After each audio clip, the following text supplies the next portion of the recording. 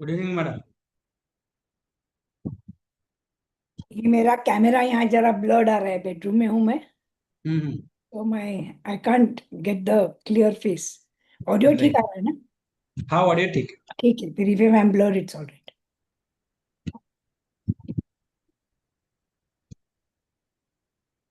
Hi everyone. Good evening, ma'am. Hi Rajul, how are you? I'm good, ma'am. How are you? Fine. Good evening, ma'am. Hi Sunita. Good evening, Madam Professor hi. President Swati Bhave, Madam. Hello, how are you? Fine. Good evening, Thank ma'am.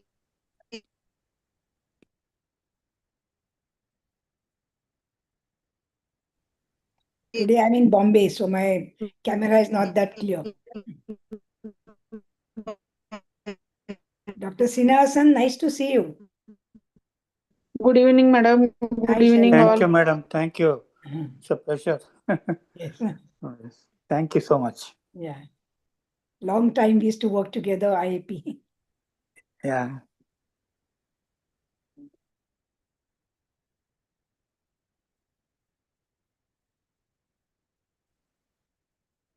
Good evening, Dr. Parthasarthi, Bela, Shraddha, Uday. Good evening, ma'am. Nice to see you.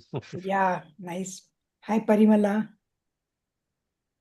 Good evening, ma'am. Yeah. Good evening, madam. Hi. Ma'am. Good evening. Hi, Mugdha, Sampada. Good evening, ma'am. Hi. Hello. Yeah. Good evening, ma'am. Hi.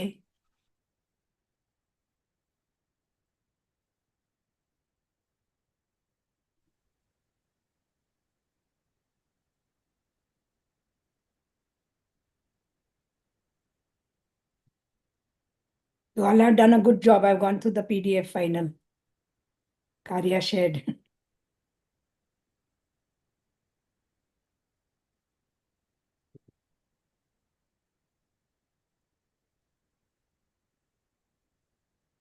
Madam can we start 8:30? Sure. Hasan, ready? Ready. So, dear friends, very good evening, and one more episode of the our webinar series of the prescription for the preventive prescription for the life skill. That is the fifth webinar series, and today we having a very important topic that what we are going to cover, and for that we having a very eminent faculty, including our moderator. Before we start our formal introduction to the faculty, I just requesting the Dr. Swati Bhawe madam to give a formal welcome, being the executive director of the art. Yeah. So, welcome everybody. Today is a very interesting topic, which is very contemporary, and I'm sure all of you who are doing adolescent practice are definitely going to see a lot of these cases, and we all need to discuss and share with each other our experiences, how to deal with these cases. Thank you, Samir. I will speak more in my introduction. Right, ma'am. So today we having a our moderator Dr. Prashant Karya, our National Youth India Center group in charge, and from the Surat, and we all know his capability, and we all know having a master training course that is done under the leadership of Dr. Swati Bhawe madam, and he will be our master trainer faculty also. So over to Prashant for the remaining proceedings.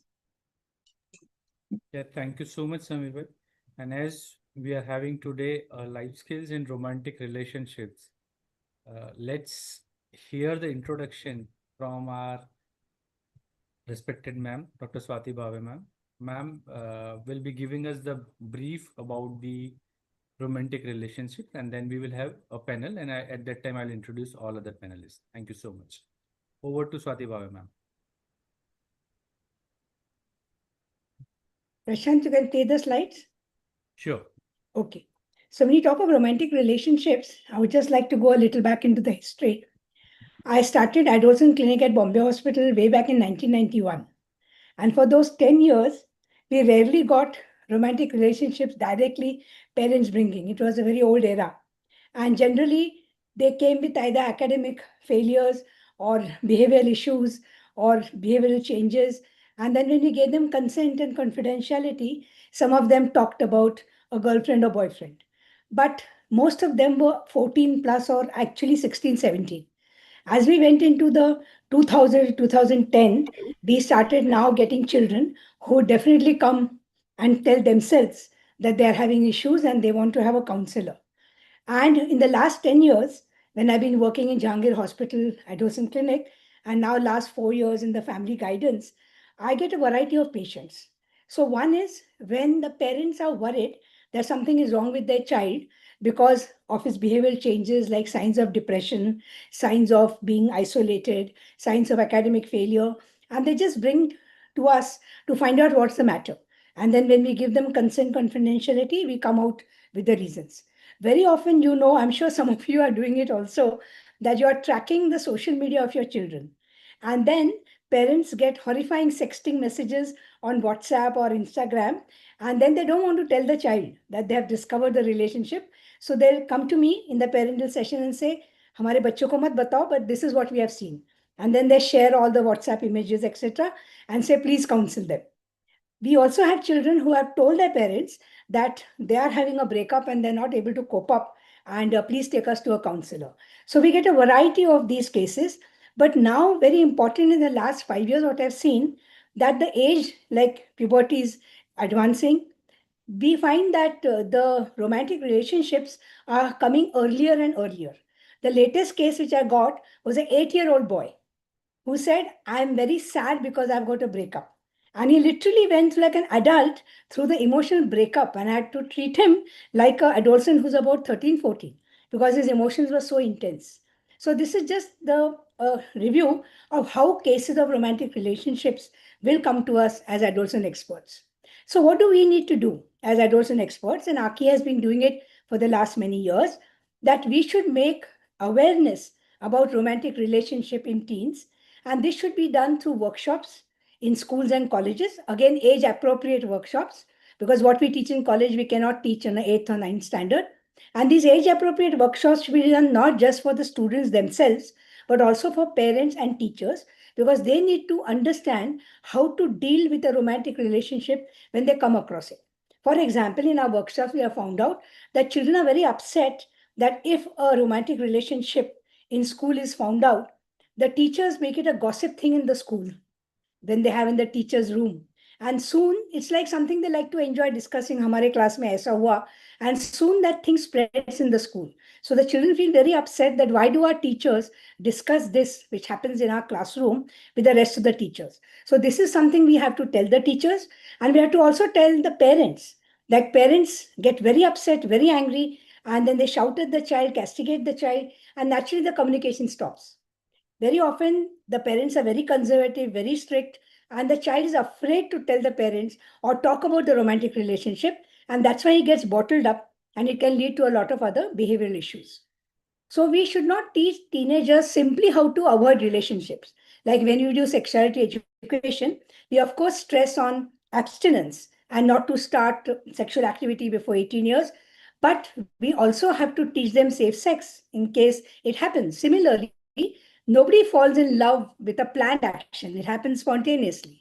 So we should not be teaching teenagers simply how to avoid relationships. What we tell them is, पढ़ाई का time है, don't waste your time in all these things. After time, बहुत ज़्यादा time बचा है. But the child is not purposely falling in love. The child is not a child.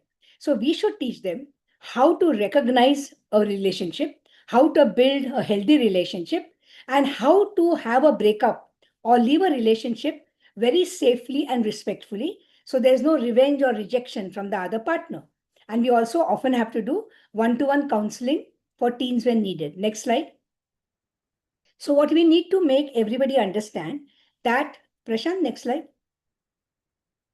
Yeah, that relationship should have respect, trust, boundaries, and freedom. And when they say na in Hindi movie style कि मैं अपने आप को भूल गई, अभी मेरे को और कुछ नहीं सोचता है. So real love is not completely losing yourself. Real love is still keeping your identity and helping each other to grow.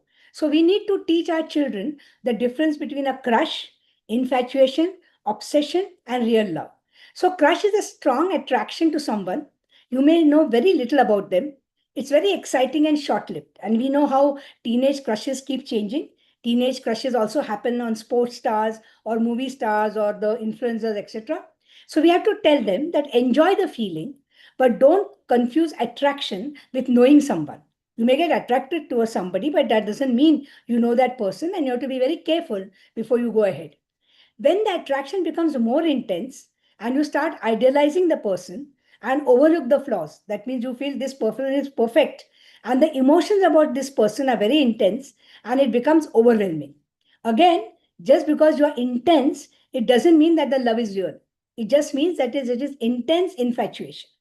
Then this can go to a much serious level, which can be a psychological disorder, that is obsession. That means now thoughts about the person control your life. You become jealous if they share their life with anybody else. You're constantly checking them. You are not able to focus on your own life, your studies, your ideas, your hobbies, and you just feel I cannot live without them. Now, when this becomes so much in depth, it becomes an obsession.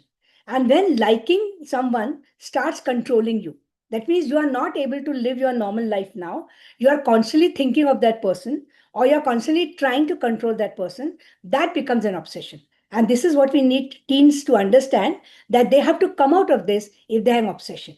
And real love is something which should add to your life. That means when you get a partner, boy or girl, it should help you to grow. It should not take over your life. It should not make you a different person.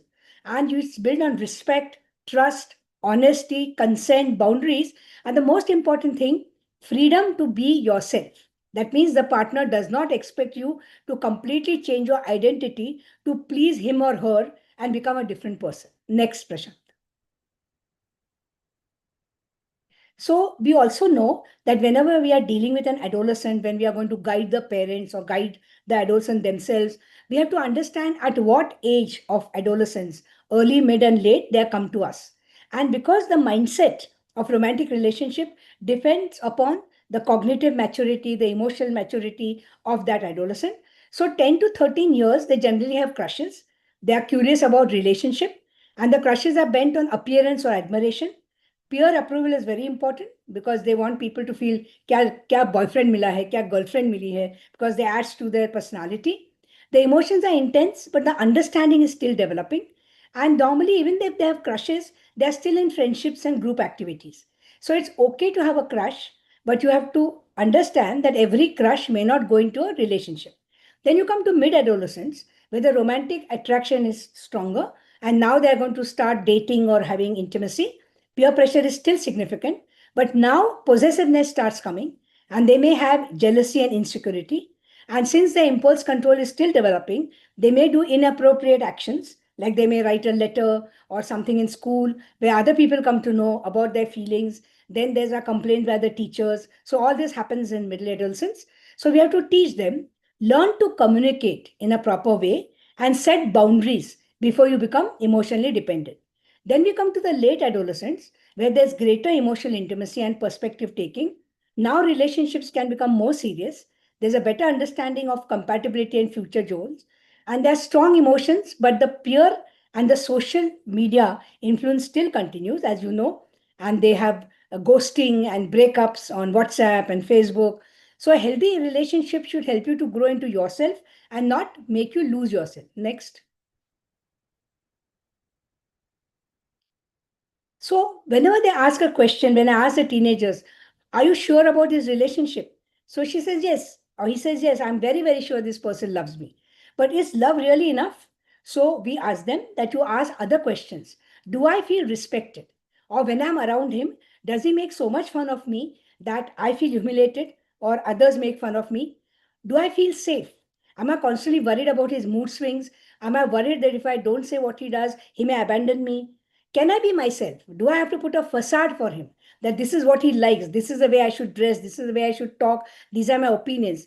Can I say no for something which I don't want to do? And will he get upset and break the relationship? And am I still growing as a person? Am I able to do my hobbies? Am I able to have my other friends? Am I able to give time to my family, etc.? If that is not happening, it's not a healthy relationship. So if the answer is yes to all this, then you understand that what you are building is a healthy relationship. Next. So now you have seen on the TV, we have seen murders happening in teenage relationships. And we know that when you see the history, these are very toxic relationships. And the girls or the boys should have come out of these toxic relationships much earlier before it led to violence and death. So, what are the flag signs of toxic relationships? Possessiveness. When you say you totally belong to me, it is not love. When you are jealous, it is not love. And these controlling people say that I'm doing all this because I love you, because I care. No. If you really care for somebody, you don't become obsessive and you don't become controlling. You don't constantly monitor their social media, their location. You don't ask them to share their passwords and hack into their social media and email accounts. You don't pressure them either emotionally, physically, or sexually. You don't isolate them from their girlfriends or boyfriends or their group or their family or their other social circle. You constantly do not tease or humiliate them in public, and you don't threaten them that if you leave me, I'll commit suicide, or if you leave me, I'll hurt myself, etc. And digital abuse is constantly trying to intrude into their privacy. And if they give you fear of saying yes or no. So if you're afraid of your partner, it is certainly not a healthy relationship. And the sooner you get out of this relationship, the better for your future. And you have to also understand that consent can be withdrawn at any time. Just because you said yesterday yes doesn't mean that it has to be today. And we know even marital rape is considered that you don't have to always submit to a sexual thing if you do not want to. Next. So do's and don'ts in teen relationship are very important. And these are what we talk as healthy friendship. And in the early stages, we say have a healthy boy and girl friendship. Don't start having one-to-one girlfriend-boyfriend relationships till you're more mature. But when you go a little more mature, important is remain yourself. Don't make the relationship your entire world. Maintain your friendships and family relationships. Communicate, respect boundaries, learn to say no. Also accept no from the other person. Keep your academics, hobbies, sleep, health balanced. Just because you're in a relationship, you don't have to go haywire. Protect your privacy online. And if you feel something is going wrong, talk to a trusted adult, as a teacher or a parent. And if you are not feeling like confiding, request them to please take me to a counselor. Remember, you are still changing and growing. Don't make your relationship the entire world. Don't demand password as a proof of love. Don't stalk or constantly monitor someone online. Don't pressurize someone for physical or sexual intimacy. Don't share intimate images. Don't do sexting, especially when you're under 18. Don't do emotional blackmail to somebody by threatening to self harm or suicide to prevent somebody from leaving. And don't tolerate abuse because I love him and I know he loves me, but his behavior is like this, so I'm tolerating it. And never retaliate after a breakup. It's very important to understand how to have a amicable breakup. And don't believe that jealousy automatically means love. Jealousy is a very bad personality and we need to control it. Next. So what is an amicable breakup? Now, very often you see that they suddenly ghost them or they block them and they never give a reason why you are breaking from them. That leads to dumping. And I've got many, many adolescents who are very upset that why I have been dumped? Why can't this person just talk to me and tell me what went wrong? We had such a lovely relationship, and why suddenly this person has broken off from me? That really hurts them. So we have to teach adolescents that whenever you are wanting to break a relationship, everybody has right. You are allowed to end a relationship that is not good for you, even if the other person is a nice person. So be honest and kind. Say clearly that the relationship is ending and give the real reasons. Don't blame or humiliate the other person. Once the relationship is over, respect the period of the relationship, respect the loyalty that you were together, and don't spread stories or gossip. And don't use friends to give a message that I want to break up. Have the guts to do it face to face. And there's a toxic and abusive relationship. Remember that your safety comes first. So if you are in a toxic relationship, be very careful if you abruptly break that relationship, because we all have seen on the TV and the news what happens when you abruptly break a toxic relationship and you have to involve a trusted adult. Don't threaten or blackmail. Respect the person's privacy. Accept that you will tell the person that, I like you as a friend. So even if you're broken up, let's remain friends. Accept that the other person may not want to remain friends with you, and that is his choice or her choice. And whenever a relationship is broken, whenever there's some time, you are going to have some amount of grief.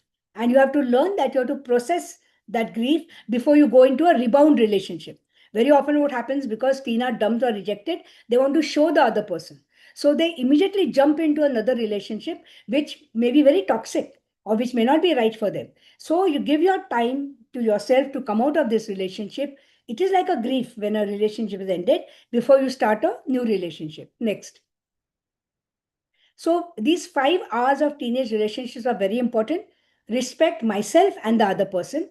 Rights, both have a right to say no to each other. Responsibility. Whatever you do, choices have consequences. And this is what we tell people who are above 18, that unwanted teenage pregnancy is a shared responsibility. It is not the responsibility of the girls alone. So if unwanted pregnancy occurs, both the boy and girl above 18 have to be responsible for the consequences. And resilience. A breakup certainly hurts, but I can recover, I can come back, I need not lose my self esteem or go into depression or self harm, and I must remain myself. This is very, very important. A relationship should not erase my identity. A relationship should allow each partner to grow. Next. So the one line takeaway is: crush is attraction, infatuation is intensity, obsession is loss of balance, healthy love is respect, trust, boundaries, and freedom. Next. So this is the infographic which I made in my family guidance center. And whenever our patients come, we ask the parents as well as the teenagers to take a photograph. So whatever we have talked to them, they can recall. Now, I have a very soft corner for romantic relationships.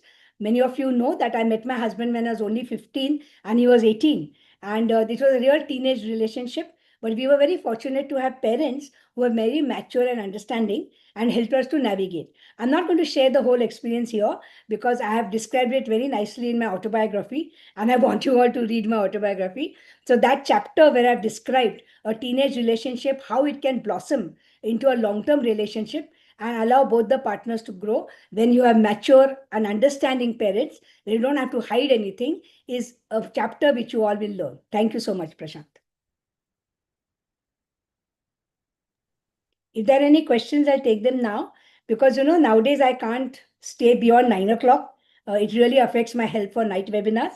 So I'm going to continue coming for these programs, but I'm going to come for the first 15 minutes, give an introductory lecture, answer the questions, and then I will request you all that give me permission to leave.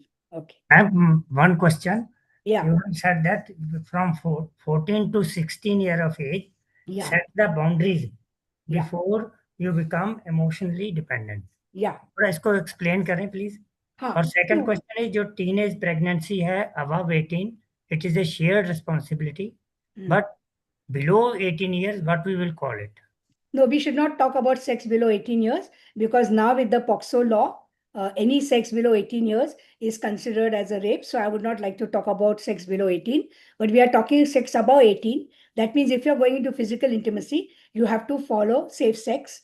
You have to prevent STDs, and you certainly have to prevent pregnancies. And that is why when you go to college, when people are above 18, we certainly talk about contraception, safe sex, and prevention of pregnancy. And you're talking about boundaries. Yeah, boundaries means that when you are emotionally and cognitively still not mature, we tell children that because now you have come out of puberty, you are capable of having physical intimacy. But why are we telling you not to have physical intimacy? Because there are consequences which you are not able to handle. Second, if you have emotional friendship, a platonic friendship, somehow it is more easier to undergo a breakup.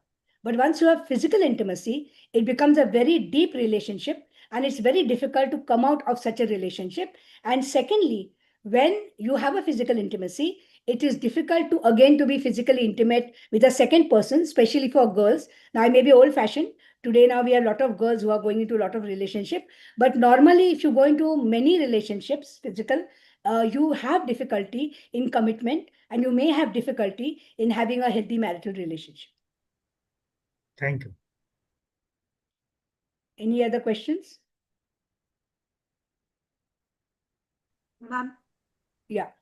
Ma'am, in case if the child comes to you for a counseling and you encounter that they have undergone a physical intimacy with their friend, then do we report it to the parents or how do Devika, I we? would not like to discuss this today. We should have a totally separate thing on POXO law and all. Let us just discuss without physical intimacy below 18 and physical intimacy above 18. Well, main objective of this session is how we manage such type of the cases with the help of the life skill, rather than discussing such type of the interaction. We'll have a separate sessions for all this. Yeah. So if there are no questions, I will stay for some time and then I will log off. And I've already gone through the presentation which all the panelists have made. They have done a wonderful job. The cases are very good. And I'm sure you all will have a wonderful learning session. So over to Prashant and the panelists, Rajul, Sampada, Mugdha, and Sunita. Yeah. Yeah. Thank you so much, ma'am. And it was a wonderful start to our topic, and all the points have been well explained by ma'am. I hope the screen is visible. I'm just making it full screen.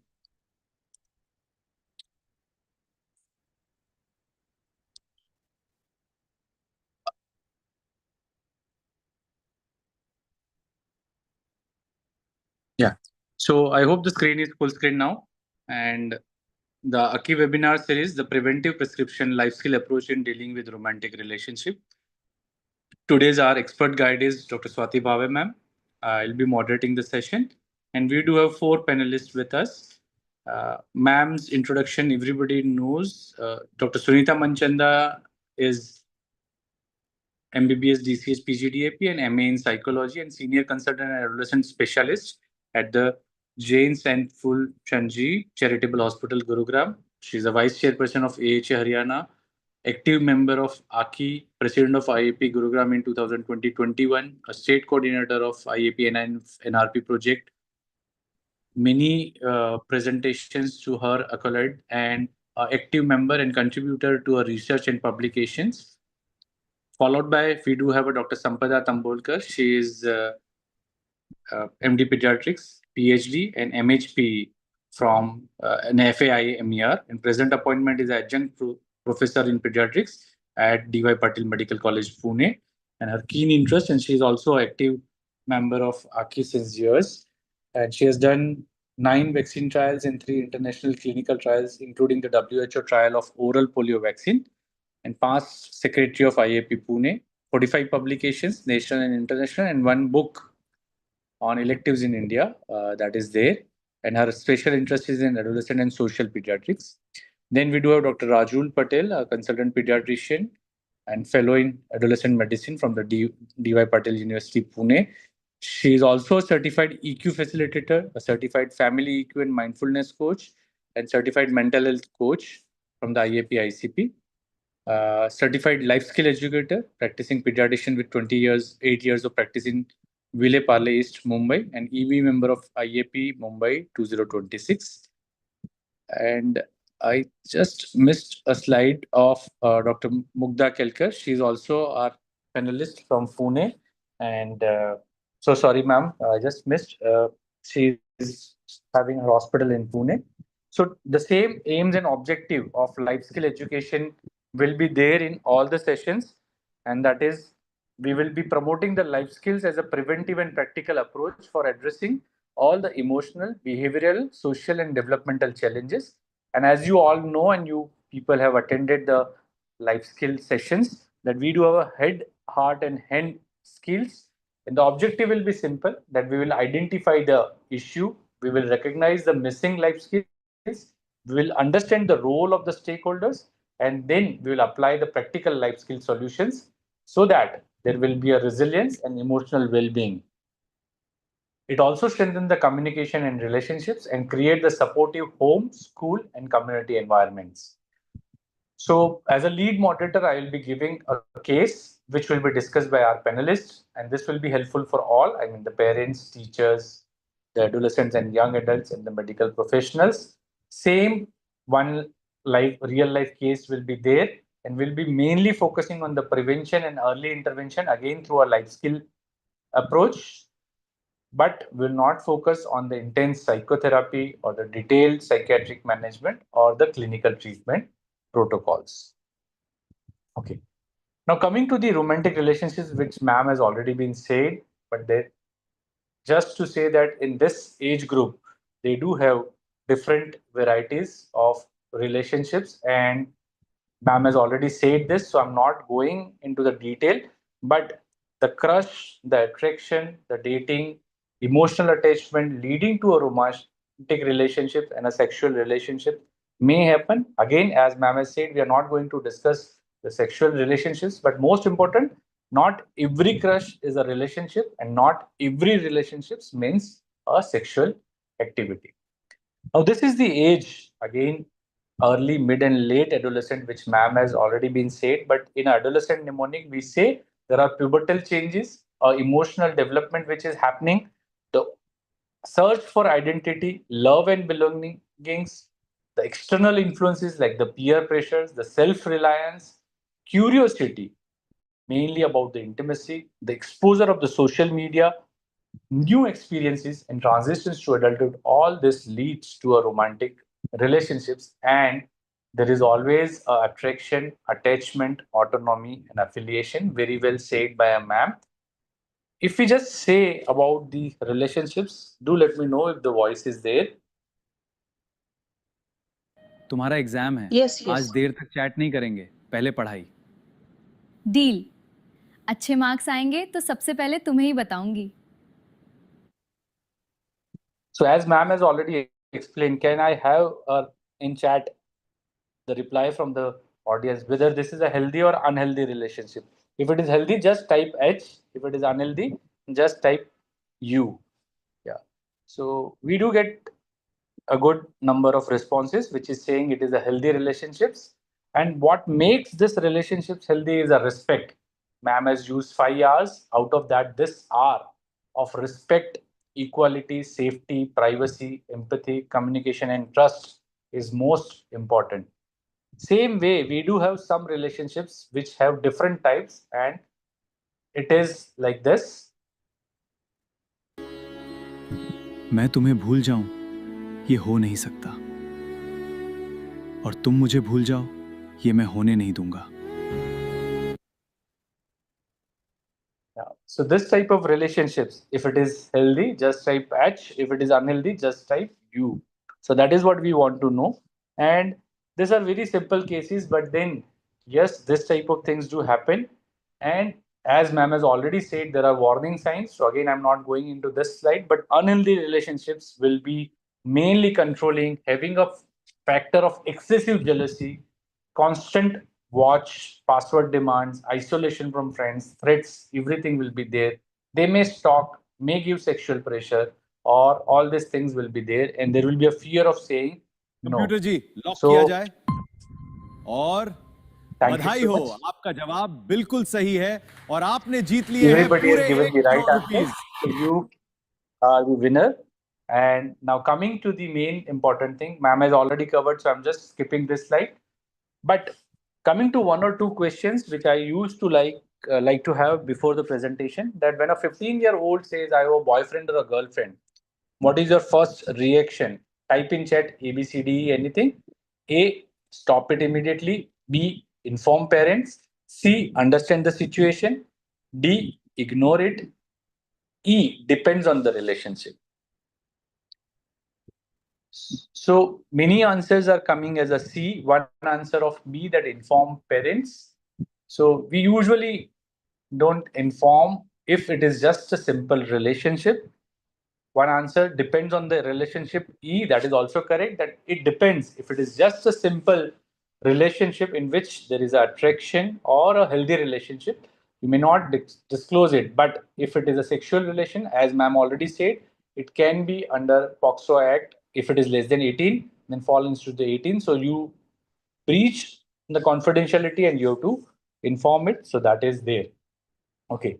3 quick questions and then our real case will happen. The 16-year-old girl, she reports she is having a boyfriend who checks her phone daily and gets angry if she talks to others. Now, this indicates A, normal teenage, attachment, B. Healthy bonding, C. Early signs of emotional abuse, and D. Parental issue. So good to have so many people replying same early signs of emotional abuse, and you are correct. That is a early signs of emotional abuse. The next step is most important first step in counseling breakup. If it is there, then A. Advise distraction. B. Inform parents immediately. C. Validate emotions. And D. Start medications. So again, a good number of answers are coming, and that is correct. That C. Validate emotions is the most important thing. And the last thing is a red flag needing urgent referral will be a sadness after breakup. B. Crying spells. C. Suicidal thoughts. And D. Loss of appetite. So in this also the majority answers which are coming are C, and if you can see all three questions are having answers C, which we actually respect, and suicidal thoughts must be addressed first because this can be the early warning signs for a suicidal attempts. Coming to the case, this is a case in which a girl thought he loved me, but gradually the romance became a control. So in this, Amira, a 16-year-old girl who is studying in 11th standard, is brought by her mother with the complaints of declining academic performance, excessive mobile phone use, irritability, and reluctance to attend school over the last 2 months. Until class 9, Meera was very cheerful, academically consistent, and actively participated in school cultural activities and sports. About 8 months ago, she became close to a boy from her school. Initially, they become good friends and gradually developed a romantic relationship. Meera describes him as he was the only person who really understand me. Initially, the relationship appeared positive. They spoke regularly, encouraged each other regarding studies, and spent time together with their peer group. But over the last 4 months, however, the boy becomes increasingly possessive. He started asking Meera, "Where are you? Who are you talking to? Why didn't you reply immediately?" Even he repeatedly asked for her phone password and become angry when she refused.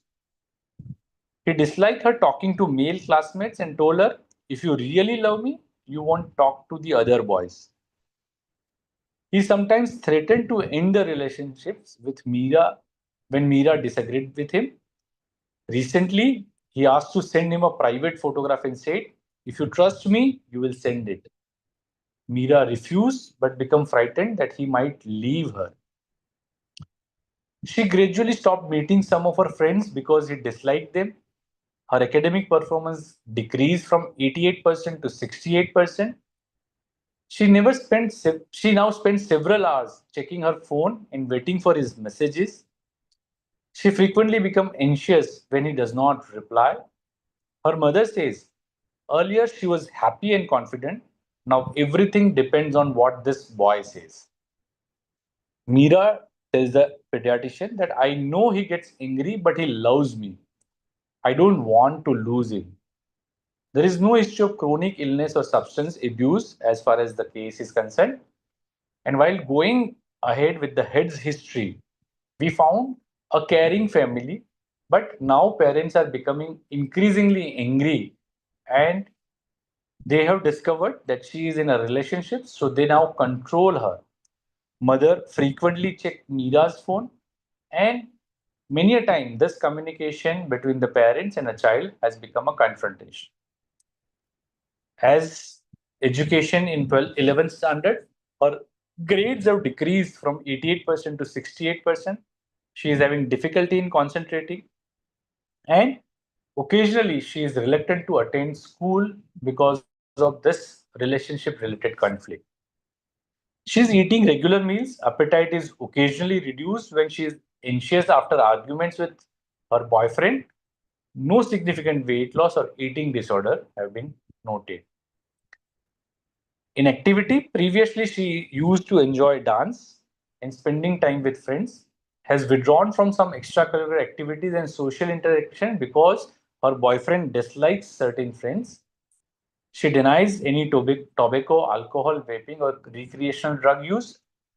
And in a romantic relationships, for approximately 8 months, she denies any sexual relationships, but she reports a pressure to share private photographs.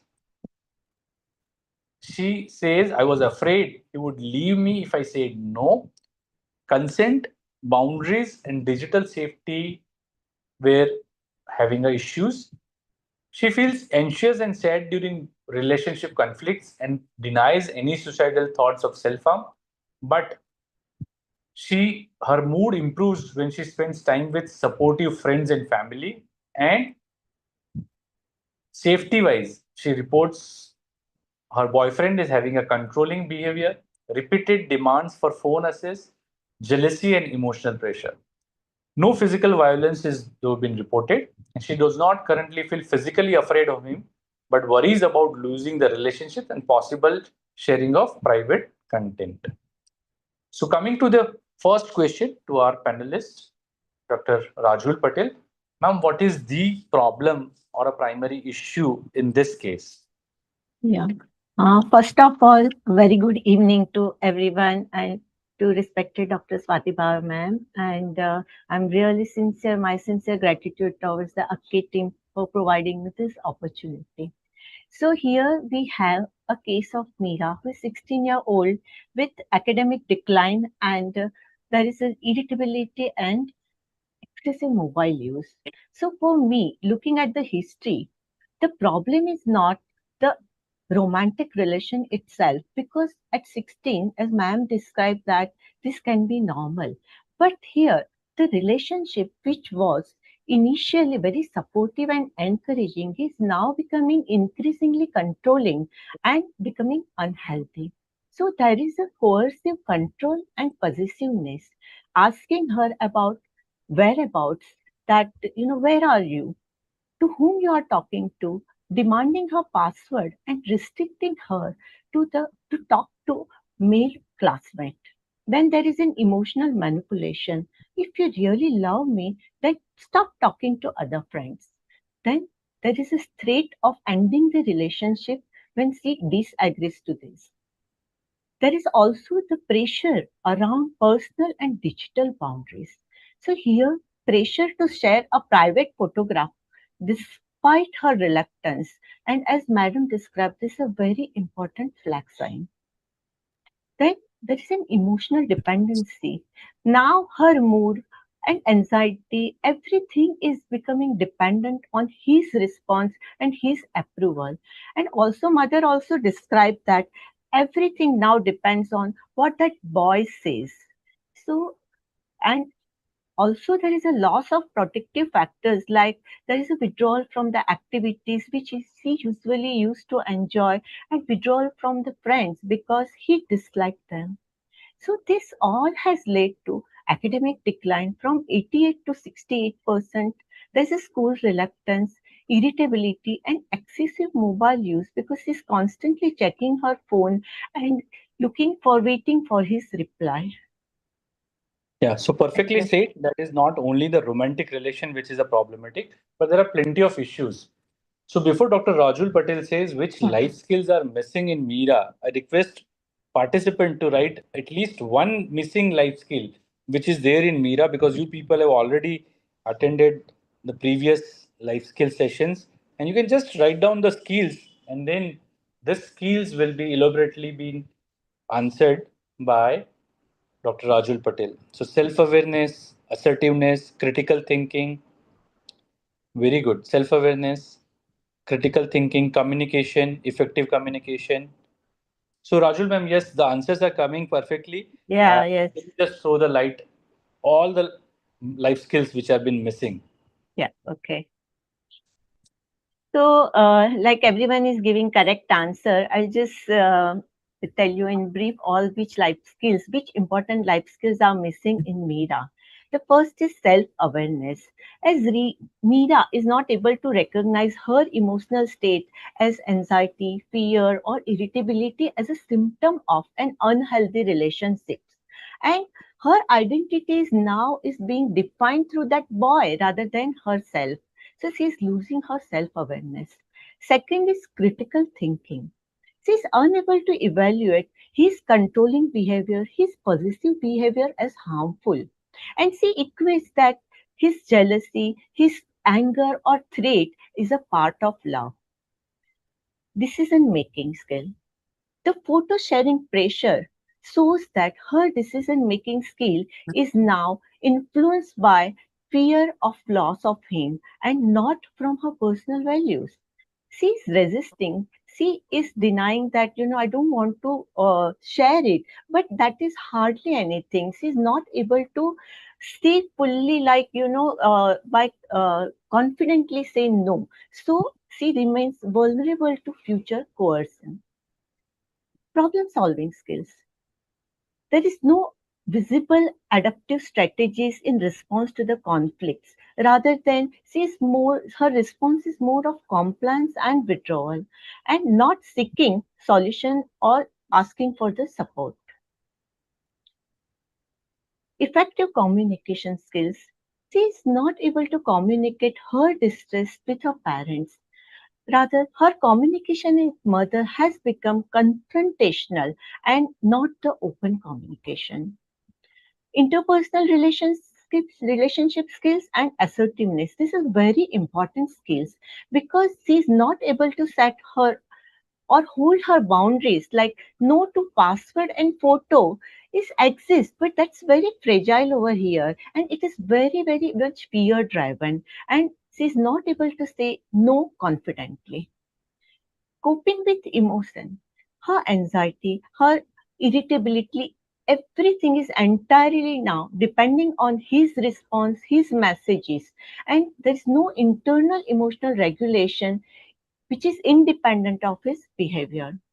Coping with stress, here everything is she is manifesting as a stress, as an academic decline. There is an occasional appetite changes and withdrawal from her activities and from her friends, rather than she is like, coping with other healthy stress management strategies.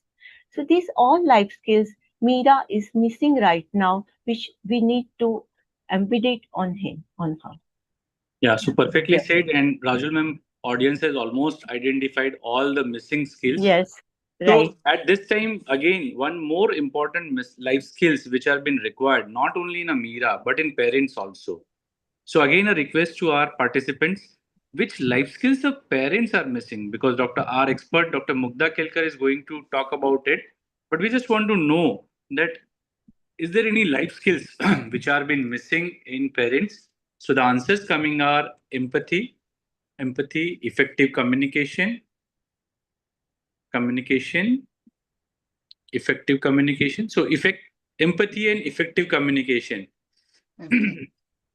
is the main things. And as somebody said, see, yes, so it is. Yeah. So Dr. Mugdha, which are the life skills which have been missing in parents? Okay. So good evening, everyone, and thank you, ma'am, for this opportunity. From the parents' perspective, let's talk about the life skills in the parent scenario. From the history, what we have gathered, that is that the parents are caring but are extremely angry and controlling. The mother is frequently checking Mira's phone, and each and every communication with Mira is being confrontational. So next slide, please. So there are few life skills which are lacking in parents, and most likely the parents themselves are unaware of these life skills. They have never learned it, or they are not aware of these life skills they have never experienced. So first of all is the empathy, as everyone has said. So in empathy, the parents are deeply concerned and are worried about Mira's academics, her school performance, and her future. But they are rightfully not recognizing or unintentionally have overlooked her current emotional turmoil, the pain, the sense of rejection which has followed her recent breakup. This all stress is manifesting as extreme anger in parents since they have learned about Mira's relationship and also her breakup which has occurred recently. The second life skill is about the interpersonal relationships. The trust and the strong relationships, these cannot be built overnight, but they require a continuous understanding among the family members, an open and honest communication, and mutual respect between each other, which grows over the years. Now, frequent checking of Mira's phone is making Mira uncomfortable. She feels that she's being watched and mistrusted by her parents. This may be a cause for her withdrawal from her parents and gradually weakening the mutual trust between the parents and Mira. The third skill, that is the communication skill, as everyone has rightly said, communication with Mira has become more of a confrontational one rather than a conversational. There is a limited active listening on the part of the parents, causing more of a monologue than a dialogue or a discussion with their daughter. The conversations or these communications are ending up in the arguments and disputes and leading to less of understanding. The parents may unintentionally sound judgmental, making Mira less willing to open up and avoid talking to the parents. Therefore, the less communication is leading to the less trust and a greater emotional barrier across the parents and their daughter. Coping with stress. Mira herself is undergoing a lot of stress in this situation, which is very much adverse for her. Her low mood, her irritability during these last 2 months, that is causing increase in the parental anxiety. And this increase in parental anxiety is translating into their frustration and anger towards Mira. In this process, what is happening is that the actual emotions what Mira is undergoing are being overlooked and they are less understood. Yeah, so perfectly been explained, Dr. Mukta. Now, when we are talking about this, one more skill. One more I would like to add is the coping with emotions. Along with Mira, even the parents are unable to cope up with their emotions. Like they are experiencing a mixed bag of anger, worry, fear, and sadness. Maybe anger due to Mira's breakup, worry and fear because of her future and her well-being, sadness as seeing Mira getting isolated from her friends and peers. So, primarily, the parents need to identify, then recognize, and label their own emotions before they are interacting with Mira. If they pause, understand, and communicate rightfully with Mira, they will respond to her rather than react at her responses. So, helping Mira understand the setbacks, the difficulties, or the heartbreak which has occurred, which is a part of life right now for her, and she may face challenges in the future. But reassuring as her parents that they are her safe haven, a secure place where Mira can return for support without the fear of judgment can help Mira to cope up with her emotions as well as stress. So, the ultimate message, what Mira needs to learn or get from her parents is that you don't have to face the difficult times alone. We are always there here for you in your thick and thin. Yeah, so mainly the anger in this case is because of the relationship issues, and she's facing some issues at present. The breakup is not there, but yes, there can be issues with this also.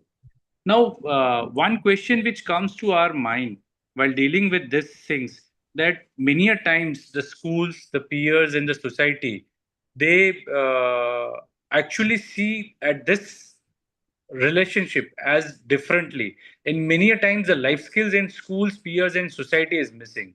So though in this case we have not taken the perspective of school, peers, or a society, but I just want to ask in detail or in general about which life skills usually are missing in schools, peers, and society to Dr. Sunita Manchanda ma'am. Good evening, everyone. Am I audible? Yes. Yeah. So first of all, I would like to thank Dr. Swati Bhave ma'am for giving me opportunity to be a part of it. And of course, Dr. Prashant Karya, who has done quite a lot of efforts for this, and my esteemed panelists. Coming to our question, which life skills are missing? In general, I think we have got quite a lot of information from Dr. Swati Bhave ma'am and my previous panelists, that most of that, if I say grossly, कि सब कुछ ही सारी की सारी life skills missing है. But I would like to point it specifically that in today's era, the rapid culture change and our adolescents are quite getting into relationships without knowing what a relationship is, um, and our school, society, and peers are somehow not able to handle it.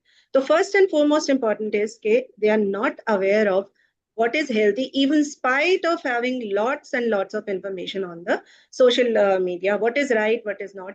Healthy love, which already been explained very nicely by Dr. Swati Bhave ma'am. So I won't go into that detail. That is the first part.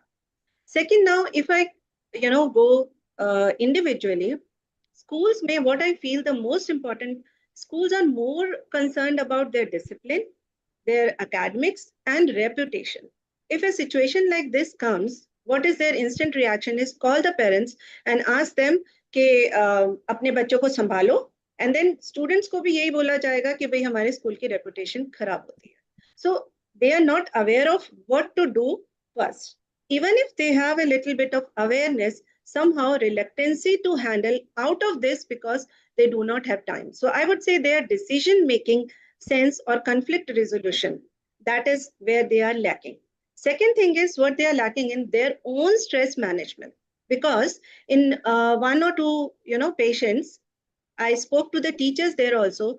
Though it was not a sexual or a relationship, it was about bullying, etc. When I talked to the teacher that what happened and all that, she said, "Madam, ये ना ऐसे ही sensitive बच्चा है, and अब ऐसी बातें हैं जो बच्चे भी हैं, name calling and all that, ये तो schools में होता ही रहता है."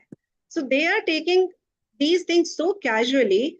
And सेकेंडली, मैडम हमारे पास प्रिंसिपल मैम का स्ट्रेस होता है, हमको वहाँ पे एकेडमिक्स के बारे में बच्चे के स्टूडेंट्स के मार्क्स देखने होते हैं, ये 90% से अबव नहीं जा रहा. He was like average students, average above average, but not up to 90%. So they do not have their own stress management, which they should work out. That's what I feel about the schools. Because I remember one of the educational researcher, he gave a strategy 2/10. That is, agar if somebody or some child has a problem in the school and teacher gives 2 minutes extra, where he talks not about academics, not about marks, etc., but casually, and give him a or talk to them, having a open communication, empathetic communication, he will be, or the school will be able to sort out the problem. And second is the counselors. There are, ideally every school should have, but that is also not there. Accordingly, peers, I won't say specifically lacking. I would say that they are growing up. They are evolving. Their skills are also evolving. But this time, one specific, if I would say the critical thinking, I will take that into consideration, because with the information about the, social media, their definition of love is different. And the students, they want to support their friend. ओ अच्छा, उस लड़के ने photo मांगा है, तू दे देना. अरे क्या, कोई फर्क नहीं पड़ता, पेरेंट्स को बताने की जरूरत नहीं है. Most of the students who taking it that they are helping their friend, and they ask them to do the things which they should not do that. And secondly, even if somebody wants to, some intelligent boy or intelligent students wants that he should guide the friend against it, but he is not able to speak up because he does not want to, or he want to be a part of that peer group. So basically, assertiveness and critical thinking is really needed. Of course, all other skills are also needed. Coming on to the society, society is made by the parents, neighbors, and the family, relatives, etc. Now, what happens is, if a parent or the society comes to know about that, okay, that daughter is going with someone, they start to, judging their parents ka. And then, so their empathy is, they lack in empathy, acceptance, or open communication, which is needed in this situation, but they stop talking to that person or the family, and also advise their kids that don't go with them, something like that, they do that. So basically the adults, they may respond with all that fear, stigma, blame, etc., rather than guidance. So our aim should be to create an environment where the adolescent can make informed choices and maintain healthy relationship. They can seek help without fear or stigma, which is possible by all these skill building workshop, which has already been taken. So yeah, so nicely been said, ma'am. And many a times, as you said, we are seeing that this romantic relationships or the attractions or the crushes which are happening, they starts very early in the early adolescent, as ma'am has also been said. And we all know this is a developmentally normal thing. But still, the school, society, everybody is having a different view. And many times because of that, there is a issue. And if a Mira comes to us for a life skill based preventive prescription, then how our adolescent pediatrician will help to Mira? Right. So again, as my previous panelist has already explained, that the lack of so and so. Can you? This one is no. The next slide, please. Again, the slide Okay, disappeared. no Yeah, problem. yeah. I'll take that. It has to be very short because already Doctor has explained what are the life skills missing in parents as well as in the students in the Mira. So I would say I can, group them together that she should know herself. First of all, she needs awareness. That is the one. Awareness about what? About herself. And second, awareness about what is healthy life. Then she needs awareness about red flag signs that when this healthy love is getting trained into the unhealthy love. So once she is made aware of, so she should know herself, she should know what is healthy love, healthy relationship, and what is the red flag signs. The first part is awareness. Once she is aware of the situation that these are the things, then she needs to have a coping coping strategies for herself. Like there are two ways. One is the coping is like simply hobbies involving themselves more into whatever she likes. And for coping this fear of, the most important what I found was that fear of losing the boyfriend was the main. For that she should ask for help. She has already done. And secondly, the meditation and yoga and exercises that can happen. Once she is aware of the situation or aware of what is healthy love, and secondly, once she knows that she is able to cope up with her emotions and able to spend time in her hobby, so she'll be in a right state of mind to take her decision properly. And then if at certain point of time we have to empower her with that peers decision making, like thinking skills as well as critical thinking, which I already said, that red flag signs. And along with that, before making a decision, we can teach her some kind of a technique that we call as a stop think technique. So what is that? STOP. So whenever a situation like this, we can ask her to practice. Situation like this comes, then she can say stop is stop for a while. T is for take a breath. एक सांस लो लंबा सा. O is observe whatever is happening. Is it a feeling or situation? And fourth is proceed thoughtfully. And then she can proceed thoughtfully. So these kind of things, along with that, practice to say no so that she can, handle her situation. So basically empower her from awareness to coping her stress and emotion. And once she is in this will help her to have a good state of mind, and she will be able to take her decision, which will be rational as well as will be helpful for him. So it's all, kind of the life skills we have to empower. Yeah, perfectly been said.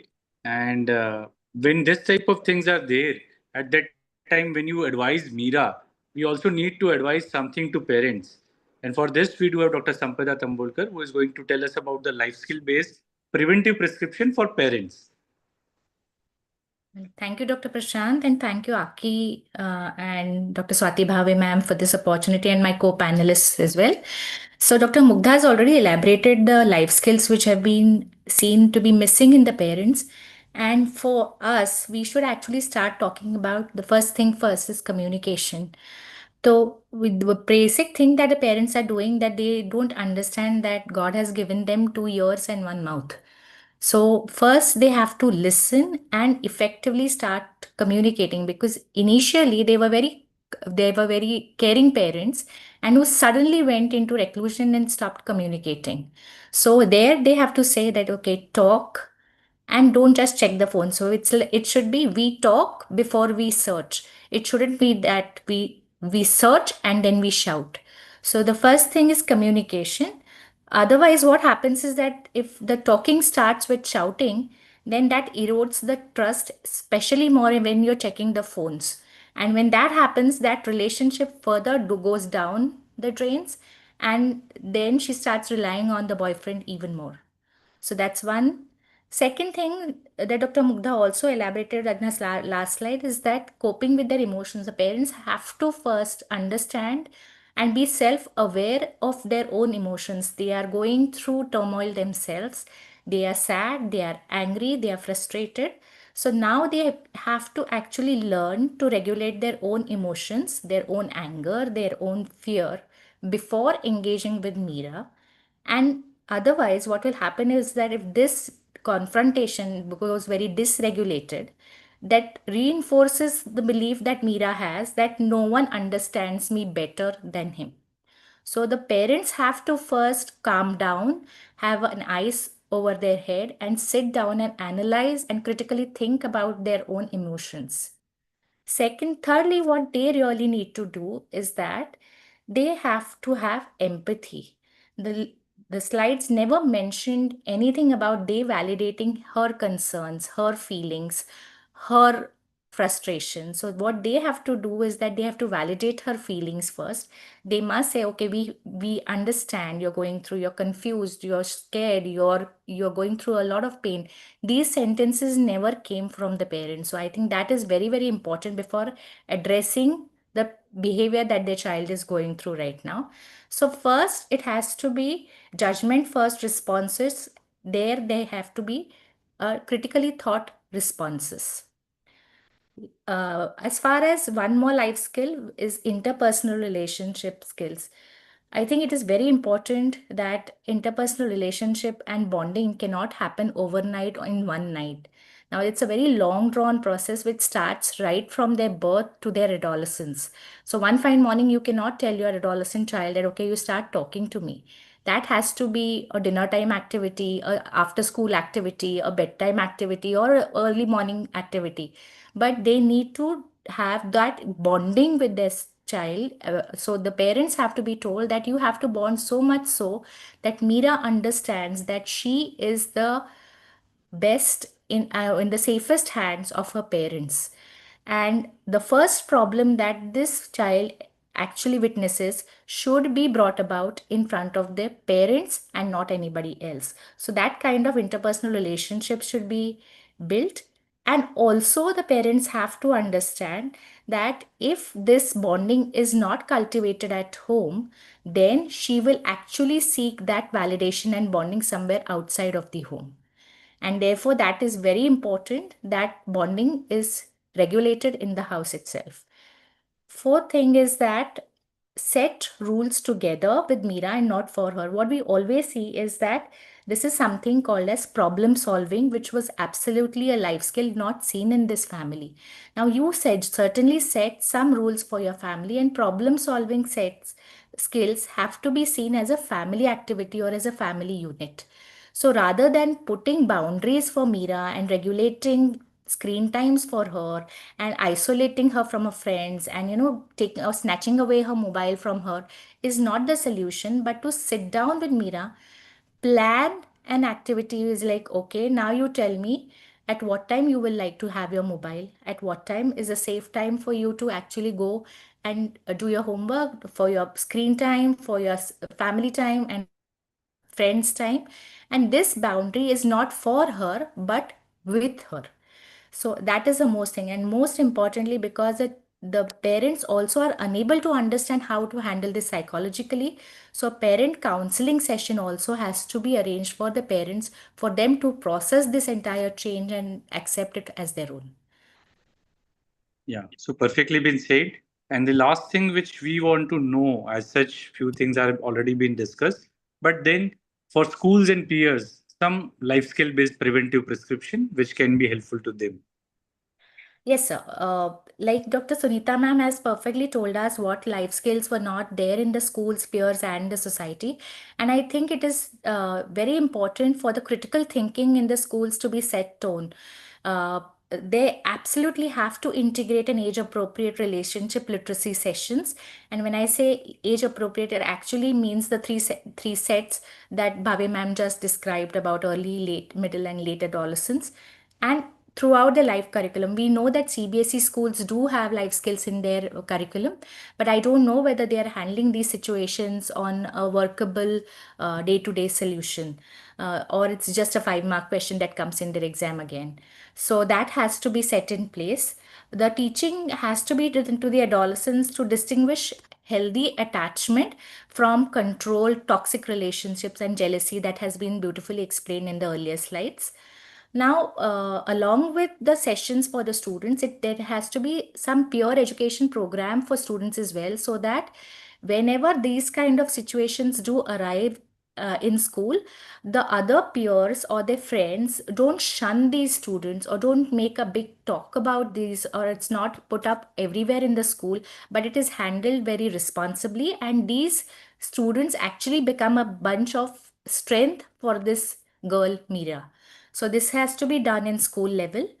Most importantly, I think schools have to have a digital literacy session where they have to be told about the dangers of posting anything and everything online or sharing photographs online, and the digital footprint that is left behind, like the carbon footprint. And most importantly, what even if they have to be told that even if certain things are deleted on their phone, they are still lying somewhere there in the digital footprint. And of course, what most schools are lacking are trusted teachers and counselors. So, counselors, maybe for a bunch of thousand students, you have 1 or 2 counselors, which may not be enough. But the teachers also have to be taught about how to handle such situations and be the trusted friend or the surrogate parent in school.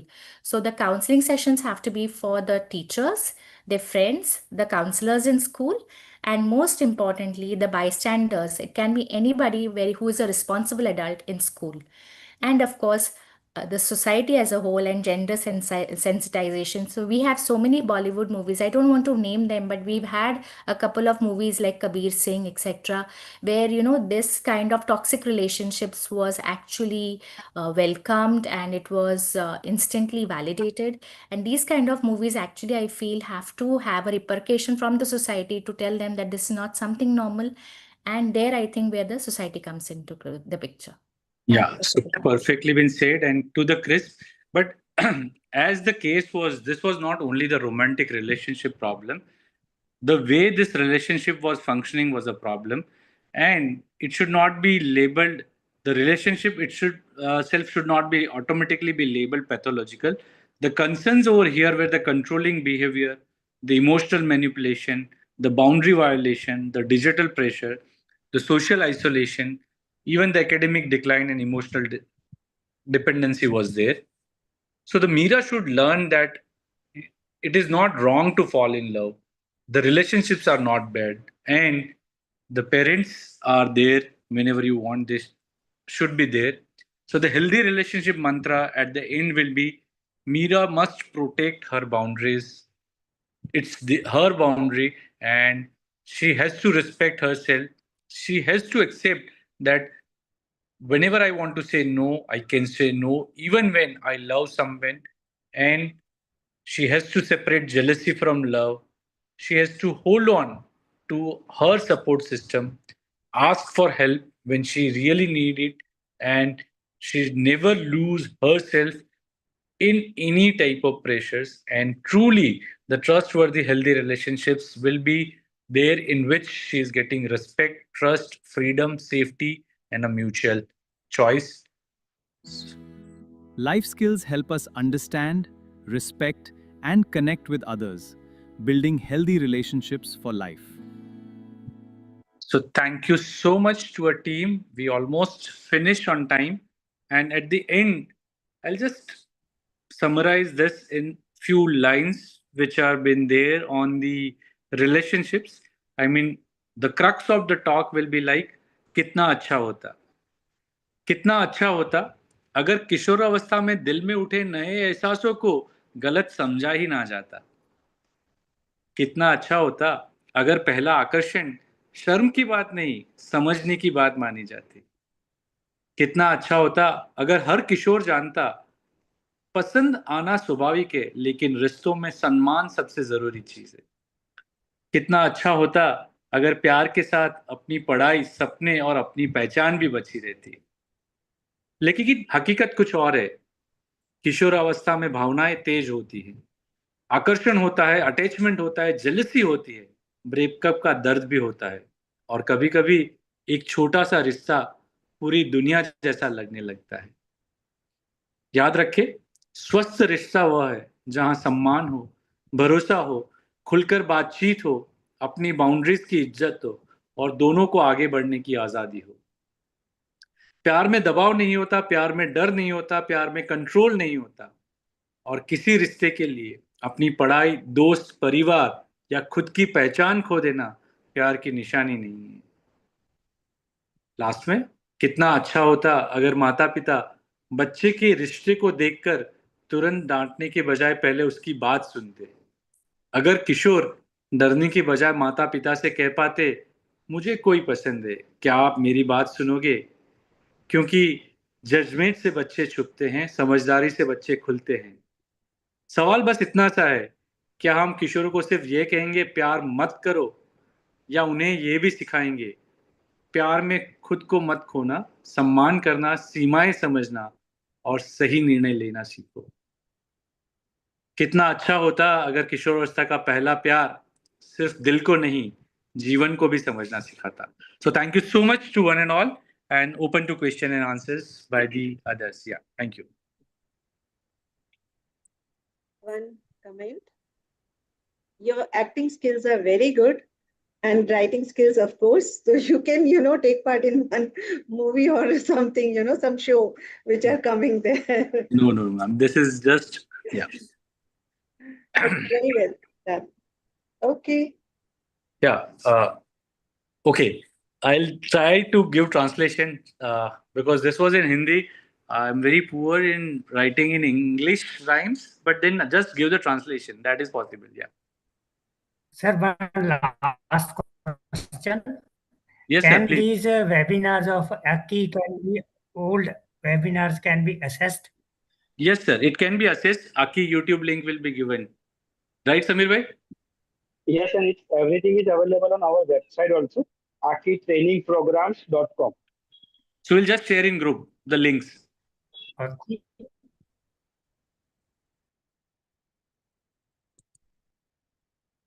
Samir bhai, any questions or we are done? No, no much questions are there. Everything is more about the tracing rather than the question. It's one of the real required topic that what majority has been confused regarding the how to handle. So nicely, good, excellent precision that is given by the whole panel. So I really appreciate the efforts of the each and every panelist who has tried to completely clarify the doubts that should be in the mind when and when such type of the cases coming into our day-to-day practice. So before we conclude, I'll be handing over to Dr. Sandeep Kavre for his comment and then vote of thanks. It was a great session. First, the session lecture by Bhave ma'am, which laid the foundation, and then Prashant sir and all our respective panelists did a great job. So, overwhelmingly good session. So, congratulations to all, and we look forward to more such sessions where we'll get to learn new perspective on adolescent topics. Thank you. Yeah, before we end, I just found two questions. One is very sensitive, so I thought it's better to answer. Hema Sharma has asked, we also see the opposite situation. I mean, the girl threatening to commit suicide if boy doesn't agree to something she wants. And this is most important. If this type of suicidal threats are there, whether to a boy or to a girl, how to handle this is most important. First and foremost important, don't get scared. She has written that boy is scared even to tell parents or teachers. Most important thing, when somebody talks about suicidal thoughts, involve adults. Because as I said in the presentation, this suicidal thoughts can be the beginning of a suicidal attempt, and then you will have a regrets. So whatever happens, if somebody says that I'm having a suicidal thoughts, or if I'll commit suicide if you don't do this, then please involve adults. the teachers, the parents, and everybody. And I think this type of relation in which the fear that because if you're not doing this, I'm doing an emotional blackmail, there is a problem and the boy has to take a stand. That is most important thing. And the second question which I found was, if you come to know regarding the relationship, already said by a ma'am that if it is a simple relationship, healthy relationships, we should actually promote it. There is no harm in it. They should know what is healthy, respectful things, and no need to disclose. I mean, again, we are not discussing all the counseling skills over here, but no need to share with the parents at present. But if adolescent says that please explain to my parents about this physiology, then you must do that. Yeah. Comments from others are also welcome. Thank you.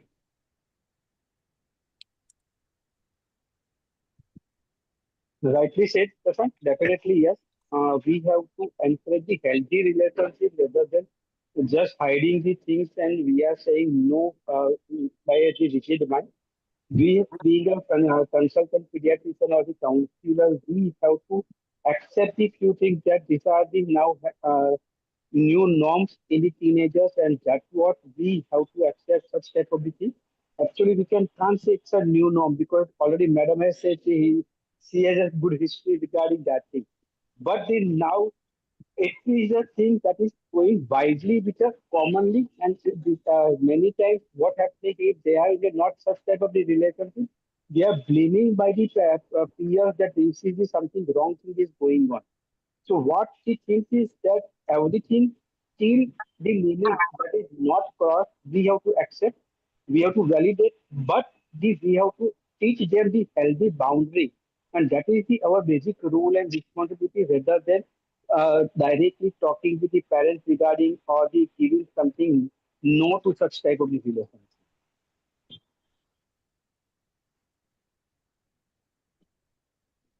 So thank you once again to all the panelists and to our key team. And I hope we can end the session, Samir bhai. Yes, sir, definitely, yes. Thank you so much. Again, we Thank you answer so some much. things. Yes, Okay. thank you, sir. Thank you so Thank much. you. Good night.